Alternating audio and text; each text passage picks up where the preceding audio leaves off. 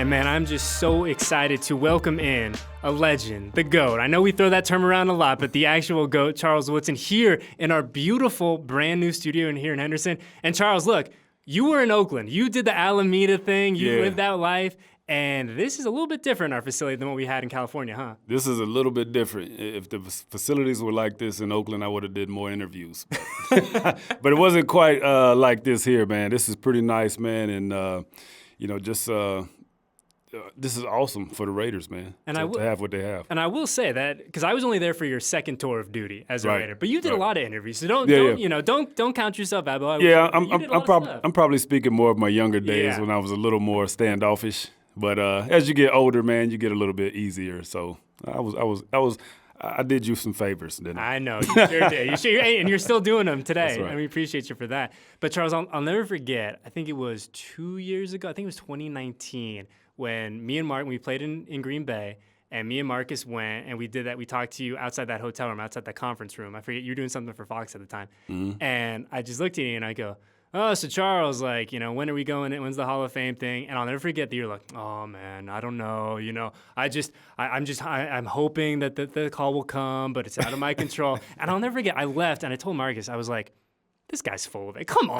This guy is absolutely full of it. He knows he's got that day circled on his calendar that he's in the Hall of Fame. And now that we're getting closer, I mean, where are we kind of in that process? Like, have you gotten fitted for the jacket? Like, I know there's a lot that goes into it. Yeah, there's a lot that goes into it. And just to address, what you said about being in Green Bay, you never want to be too presumptuous about anything, man, because then I think that's when you get let down. So there's no question in my mind that I think I'm a Hall of Famer, right? But I would never come out and just be like, hey, so that's kind of where that comes from, man.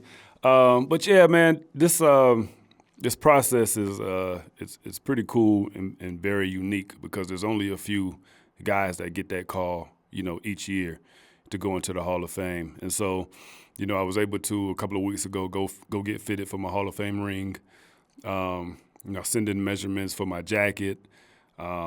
Pretty soon I'll be, going to get the proper measurements for my bronze bust, and make sure that comes out the right way. Trying to put together a list, guest lists and tickets, and which is not my forte, So I'm, you got to think, I played for 18 years, played for 2 professional teams. Of course, I got college, and then of course, Fremont, Ohio, where I grew up. So there's a lot of people, of course, that would like to be a part of it, but I only got so many, that I could. And we're living in COVID too, right? And you're living in COVID. So, there's a lot going on, but it's good stuff that's going on. So I'm so very blessed, man, and just happy to, be where I'm at right now. Have you figured out the look that you're going to go with the bust? Like, are you going to go Charles with just the goatee, Charles with the beard? Like, which era of Seawood are we going to get? That's a good question, man. The great thing about it is when I meet with the sculptor, there'll be at least, 20-plus pictures across my career that I can choose from. And you can choose different looks from different times in your life during your playing days. So I'll be able to put together a pretty good composite of good pictures, man. But as long as it comes out the right way on the day that it's done, that's all that matters. Oh, and it for sure will. I mean, you just look, historically speaking, at these busts, and they're all 10 out of 10. You know what I mean? They do a great job. There is not a bust that you're like, oh, that one was kind of funky. Like, they are all just incredible. I mean, they're pieces of art. Yeah. You know what I mean? They do an incredible job out there doing that. And I'm sure over the past couple of months, you've had no shortage of people hitting you up, no shortage of emails and phone calls and all that kind of stuff. Have there been anyone that's reached out that surprised you at all? You're like, oh, man, that was kind of cool. Or has it just kind of been a chance to really look back on the 18 years of your career? It's been cool to just look back. I think, when you get the call or the visit to your house, as I did, immediately you just start reflecting over your career. I mean, just in that split instance, when I turned around and saw David Baker, I mean, I went through from childhood all the way up to the last game that I played, all in a matter of, seconds.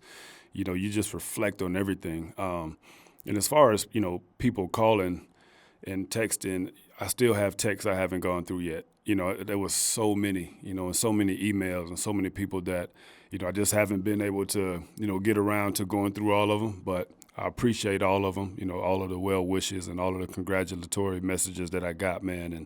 And, again, it's just such a blessing to be in that moment, to have, in particular, my two boys, to be there and to see their dad, get chosen to one of the most elite, fraternities that there are, in the world, was everything to me, man. So it's pretty cool. I imagine that. I mean, haven't had kids just yet, but I imagine that having a chance, like you said, share that moment with your kids isn't something that you can really even appreciate until 10 years from now, 15 years from now, when you get to look back and be like, man, that was like in moments of my life, like, that was a pretty top notch one. Well, the crazy thing is that they don't really quite understand it yet. They haven't been through enough yet to really understand what it is to really, fight for something and really put your blood, sweat, and tears into something, and the long hours and minutes and days that you put into this game to get to that point. They haven't had that yet. So for them, it was just, oh my God, my dad's crying. Dad doesn't cry, you know what I mean?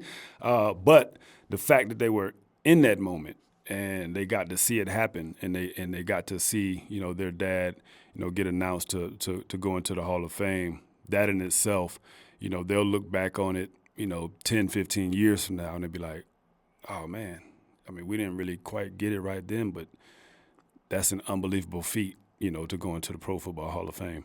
But do you think that your kids, they realize, I mean, how good you were? Do you think that registers for them yet? Or is it just dad plays football? And that was my youngest tells me every day, hey, Dad, if I was around when you were a kid, I would have been better than you, and I'm actually better than you right now. So I don't think they care. Someone told me though a long time ago, and when I was thinking about getting married, and they said, you got to find someone who doesn't think you're that cool, who's not that impressed by all the stuff that you do, and someone who's just like, they love you for you. Like if you go out and you have 4 picks, that's great. That's my wife. Yeah, that's my wife too. She's like, you play football, yeah. So what? Could you take the trash out, please? Like, dang, okay. I know, it's ruthless. It's ruthless out there, man. It doesn't matter. Cutthroat, man. Exactly, cutthroat. Man. And we're all dealing with the same things. You know what I mean? The same challenges, trials, tribulations. Everyone's going through it. For sure. Is it going to be cool for you to have a chance to go in with Coach Flores? I think that's, man, so awesome. You know what I mean? Especially, I can't count the number of times that I've seen, comments across Twitter and Instagram about Coach Flores and the respect that, Raider Nation has for him, and how so many people wanted him to go into the Hall of Fame. But for, 2 Raiders, a player and a coach to go in at the same time, I think is pretty special. And, I told the folks at the Hall of Fame, when I found out that Coach Flores was going in, I said, man, you know what? This is Al Davis, man, making sure I had somebody to look out for me. He had to send a coach, man, to escort me into the Hall of Fame. So I was so happy for Coach Flores, because he's certainly well-deserving of this honor, man. So it's great that we'll be going in together. Have you had a chance to talk to Coach? I know that both of you guys are, on these parallel paths of your lives are just being upended in a great way, but have you had a chance to talk to Coach at all yet about just that you guys are going to be able to go in together? No, we were able to talk to him at the Super Bowl. Each of the members got a chance to say something to him over the phone, but not in a, one-on-one capacity have I been able to sit down with them. But hopefully I get a chance to speak with him today, later on. There you go. Just looking back at your career, and we could Charles, you and I could sit here for 6 hours, and I would just love to hear every, game by game and all that. But when you look back at the great moments, obviously there's that moment in Oakland, right, where you kind of give that speech on your last day out there. But when you look back, just in terms of the opponents in particular, who's the toughest wide receiver that was for you to line up against? Marvin Harrison. Oh, really? I get asked that question a lot. And, I played against Marvin Harrison early in my career. And we played, the Colts, on the road, both times that we played the Colts. And, their team, they were really, a well-oiled machine, in terms of what he had and the relationship he had with his quarterback, which was Peyton Manning. We played him over there on the turf. So those guys, they were used to playing on turf each and every week. And Marvin, really possessed, I think, the best qualities that you would need in a receiver, and that's, route running ability. He ran great routes. He was fast. A little bigger than people, would suspect, seeing him on TV. He looks, skinny, of course, in his pads or whatnot, but he's a little bit bigger than you would expect him to be. And, he had all of the tools. And I was a young player coming into the league, running around with him. And I just thought, man, that was the best challenge, from a wide receiver perspective that I had in this league. When you look at the way that the game has changed, and I don't know, it feels like in some ways the game has changed a lot since you were playing, but then in other ways it doesn't really feel like it does. Still one at the line of scrimmage and all that. But in terms of DBs, how is the way that DBs are attacking an offense, attacking wide receivers? How's that changed since you were playing? I think it's different because really the offenses are different. Nowadays the college game has really crept into the NFL game, and it's all about getting guys into space. So the game is a little bit different for defensive backs. In my day, if you were lining up against a wide receiver, you weren't too much worried about spread offenses and five guys and the running back getting out. You had to focus on this guy. I got him. Lock him up wherever he goes. Nowadays it's just different because you got to be able to handle space. You got to be able to handle these guys. 5 of them. 4 or 5 at a time coming out, and all of these guys are quick. They've been brought up in the college system. They know how to get open. They know how to, read the space between the defense. And, for us, it's kind of hard now. For one, we get called for anything, if you put your hands on them. These guys, they don't get touched, going across the middle anymore. It used to be where, a receiver, if he ran across underneath the linebacker could hit him. And nowadays, if the linebacker touches him, then, he's flagged, might get kicked out of the game, he's going to get fined. So the whole time you're out there on defense now, you're concentrating on your game, but then you're also trying to make sure you don't get fined, because these the fines that they're giving out to defensive guys can be like massive fines. Yeah, big dog fine. Yeah. We're not talking like $500, $1,000. It's like big dog fine. And not everybody has signed a big contract. Yeah. You got guys on, rookie contracts, some undrafted guy who might be playing, who all of a sudden he gets a $50,000 fine. Like, it's a game check. Come on, man. Yeah. It's more than a game check, So, the game's just a little bit different. But like you said, it's still football. And you just got to pay attention to the fundamentals. And if you pay attention to the fundamentals and kind of understand your opponent and how teams are trying to attack you, you'll be all right. Is that something you had to be mindful of when you were playing, of, like you said, guys come, wanting to play aggressively, but also being like, hey, we don't want to be too aggressive here because I'm not trying to lose money in my pocketbook, Well, at the cornerback position, we weren't necessarily worried about hitting fines, like the safeties or the linebackers. For us, it was just about penalties, holding. And the Raiders have been historically a man-to-man team, so we always had, kind of like that bullseye on our back during games as far as, hey, getting holding calls and those sorts of things. So, we always went out there and felt like the world was against us as a Raider. So that's the way we were taught, coming here, especially by my main man, Willie Brown. Oh, yeah. He wanted you to get in people's face, grab them, hold them, kick them. He didn't care what you did. But when you got out there on Sundays and you got the silver and black on, good chance you're going to get a flag.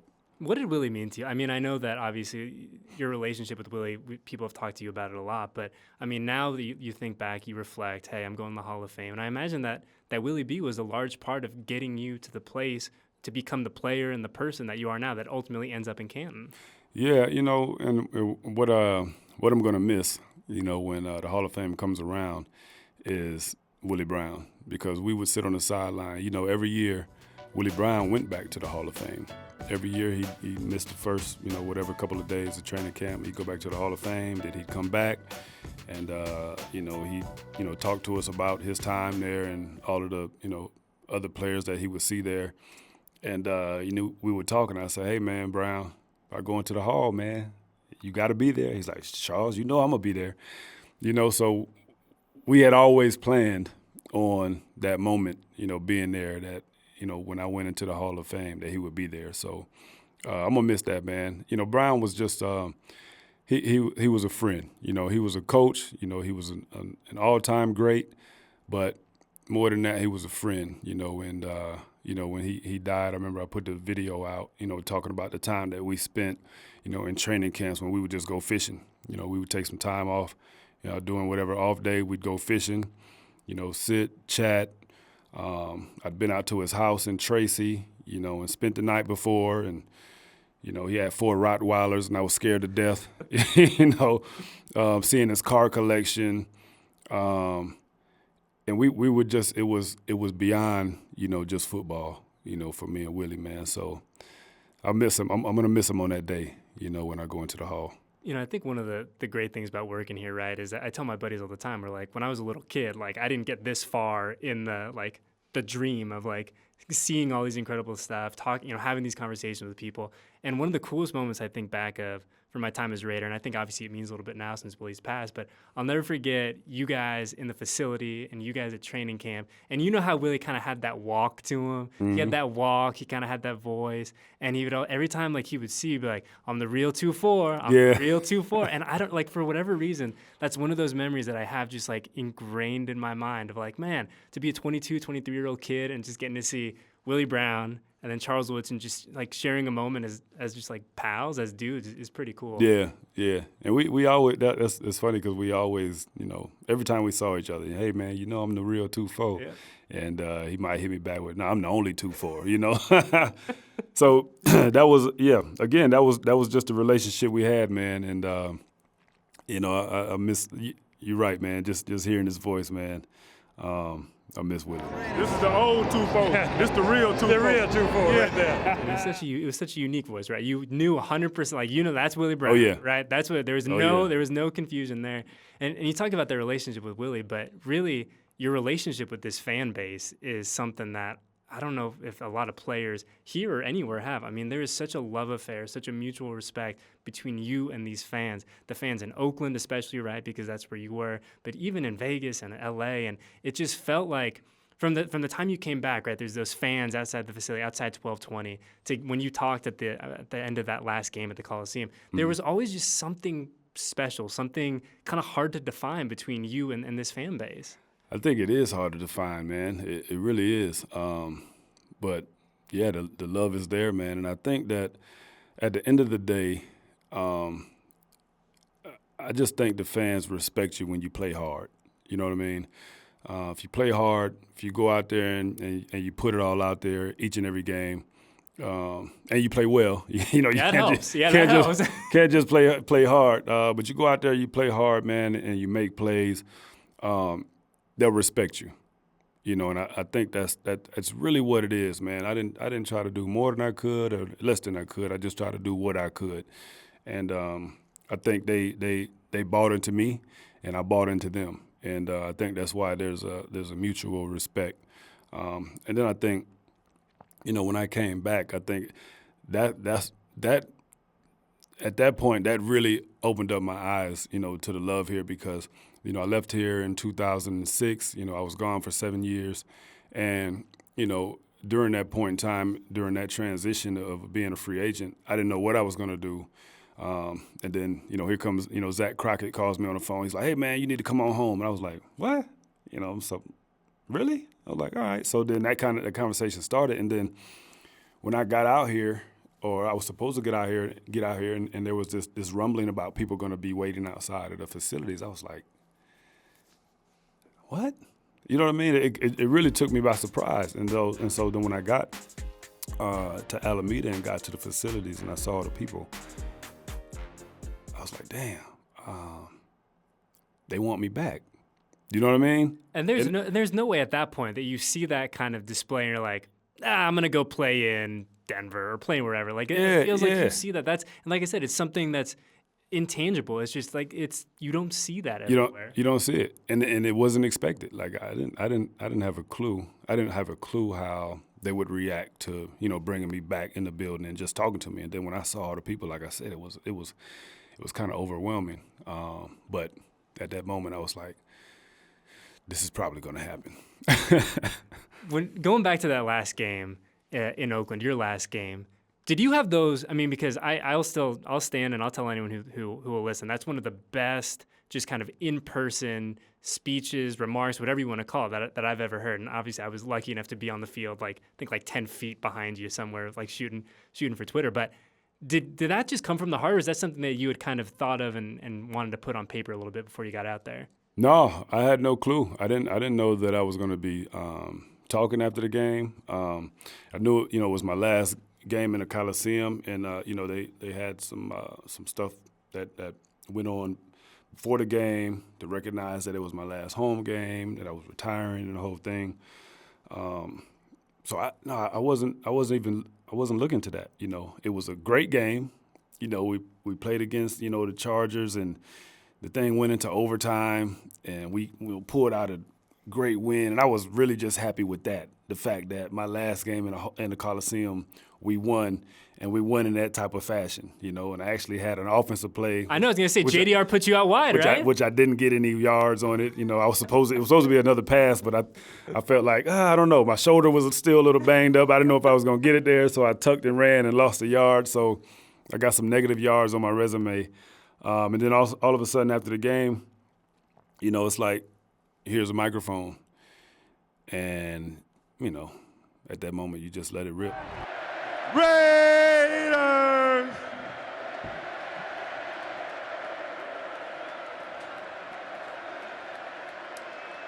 Hey, listen.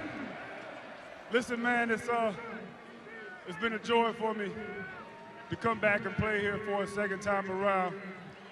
You guys welcome me back with open arms, as if I never left. I just want you to know how much that means to me, means to my family, my two boys. Man, it's been great. I just want you to know that you guys are under great leadership, man, and this team is going to get so much better really, really soon. Though this is my last game in the Coliseum, just know that I'll never leave you. Go Raiders. And I think that kind of just goes back to what we were talking about earlier, where that's something you can't prepare for, right? You can't replicate that. That's just a guy, a man, a football player talking to 50, 60,000 people who have watched him grow up, mature, become an MVP, win a Super Bowl, obviously not here, but do all these things. And it was just such a cool moment to just witness. And obviously I think getting the win helps a lot too. Yeah, and I think you just said it best. I think you saw a fan base that saw me as an infant in the league, watch me grow, watch me go through ups and downs, watch me leave, and then watch me come back, as a different person that they knew, previously. And so it was almost like we grew together, we grew apart, and then we grew back together again. So I think that's part of, the relationship, that I have with the Raiders and the Raiders fan base, man. It's pretty cool. I think it's and pretty unique as well. So I cherish, every moment of it. And as they say, once a Raider, always a Raider, right? You can't escape us, Wood. Can't get away. Before we let you go, just one thing real quick. So DBs could wear single digits now. Oh, I know. Man. So let me ask you this. If you would have come out in 2021, do you think you would have stayed in 2? No question. That was my number, man. that was it. And actually, my agents, we tried to get the league to allow me to wear number 2 when I first came out of college, and they were like, not happening. Didn't you wore it in camp for a little bit? I think I heard that. Yeah, I would wear it. I would wear it occasionally in camp, But it'll be no doubt. 24 looks good though. It's a good looking number. 24 is great. Number. No, Yeah. 24 is great. But the deuce was me. Oh, the deuce was me, man. Man, just wrapping up here with Charles Woodson. And Charles, obviously, it's been a crazy couple of months in the best way possible. You got all the Hall of Fame stuff cooking. You're making sure your bust looks right. The suit is fitting as it should. That's right. But you also got a lot of off the field business ventures that are going. I know the wine game is just gone to another level. Yeah. And we got the Charles Woodson whiskey now. So what's the latest on all that on all those happenings? Yeah. So actually, man, I'm working on my distribution. Here in Nevada for the whiskey. And so hopefully, any day now I'll be cleared here in Nevada, and we can get the Woodson bourbon whiskey to the people who want it. So that's the latest right now. So, we've been working with the whiskey. It's been online, for the last 4 months, exclusively online, and now we're working towards our distribution in like 5 or 6 key states to start with. So that's pretty exciting. And it's pretty cool, too, that you mentioned it's all online, but the way that you interact with the fans, because there's been a lot of Raiders fans that want this whiskey, right? And they find a way to get their hands on it. Yeah. And it's been really cool. Like, we talk about the love affair. It always comes back to this connection that you have with this fan base. But it's really cool to see all these people that are now supporting you in your next chapter of life, too. Have always, Raider Nation has always supported me. And it's funny because Intercept Wine was kind of formed because of my fans in Raider Nation, and you know, they supported my first label, which was 24, which was a higher end wine, and you know, I had fans all the time that would say, "Hey man, we love your wine, but you need to have something, man, that's a little more affordable, more everyday," and that's kind of where that idea came from, and then that's where Intercept was created. So appreciate the fans, man. You know, they motivate you, you know, they push you in the right direction, and they support you.